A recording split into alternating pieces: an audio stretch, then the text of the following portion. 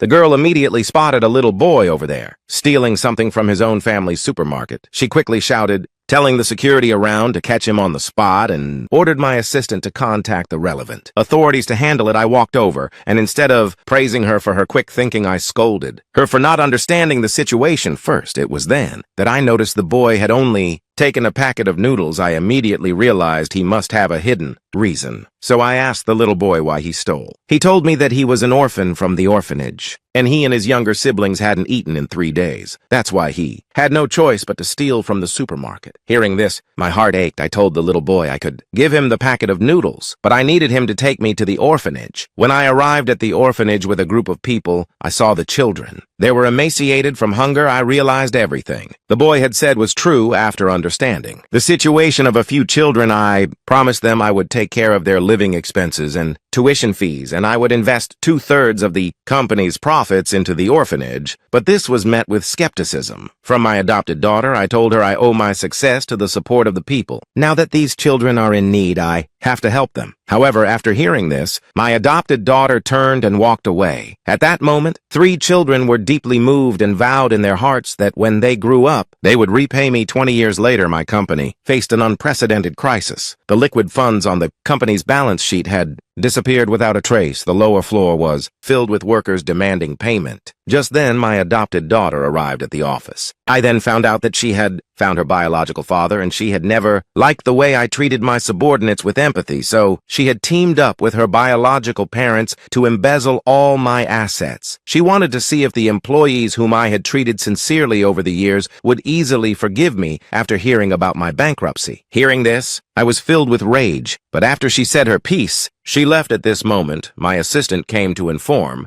me that a large number of workers had gathered downstairs demanding payment. I decided to go downstairs and give them an explanation. But as soon as I appeared on the lower floor, I was immediately surrounded by the workers with no way out. I had no choice but to climb onto the table and explain to my employees. Then I promised them that within 3 days, I would pay all their wages. When no one responded at first, I slowly knelt in front of the workers, pleading with them to give me some time. Seeing my sincerity, the workers decided to give me another chance. So, they all left. After they left, I quickly instructed my secretary to sell off my assets. But the secretary told me that my adopted daughter had already taken all the assets, and there was not a single penny left under my name. Hearing this, I sank into deep despair. Just then, the news broke that the First Financial Group was holding a bidding banquet. Seeing this news, I suddenly saw a glimmer of hope. If I could get the investment from the First Financial Group, the workers' wages might still be paid. But what I did